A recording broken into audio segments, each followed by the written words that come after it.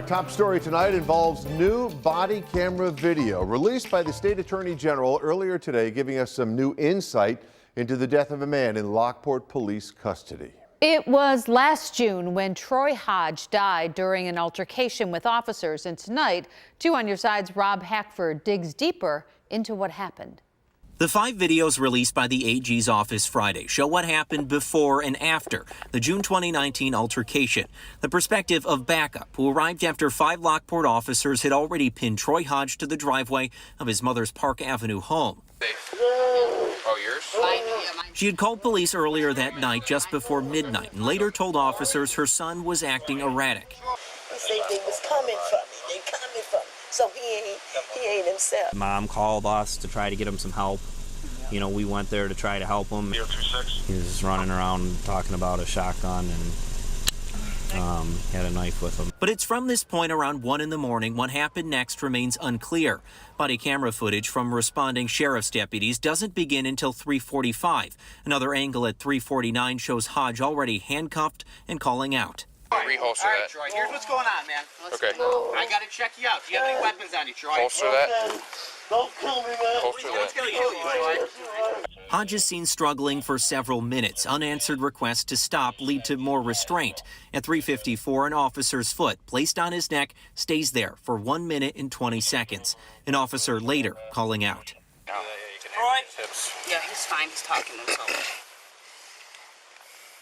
Yeah, he's breathing. What's going on, Troy? Hodge doesn't move for a full 3 minutes. Then this. Hey, Troy. Hey, Troy.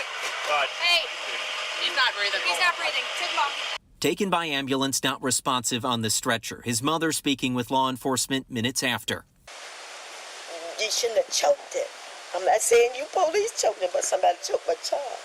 The AG's investigation into Hodge's death has not ended, but for his mother's attorney and Hodge's 16-year-old daughter.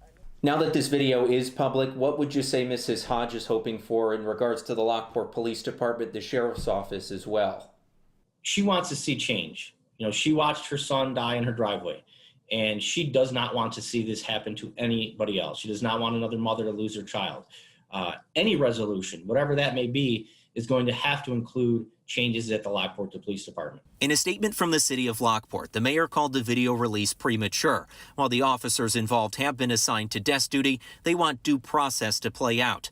Remarks from the Niagara County Sheriff are also available on our website. Rob Hackford, Channel 2 News.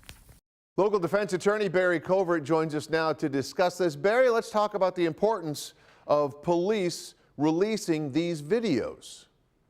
It's very important. It shows that they're being transparent in relation to what happened at the time of the event. It gives multiple police officers body cameras to show us what happened when the police officers arrived, when they were called by his mother, and his behavior there at the scene, and then what occurred after he appeared to be unresponsive. So it's very important so that the public understands exactly what occurred throughout all of the events in question. These videos can really play a role in future lawsuits down the road, correct?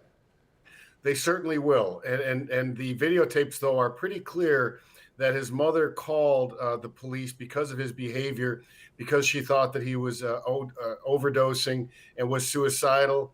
And she indicated to the officers that he was on Suboxone as well. And then his behavior was very odd throughout the intervention. But the videotapes will certainly show for any civil jury exactly what occurred throughout the events and multiple angles. Multiple police officers had the video cameras. So there really is not a lot of question now as to what exactly occurred. Local defense attorney Barry Covert. Barry, great to have you on the broadcast tonight. Thanks for joining us. Thank you.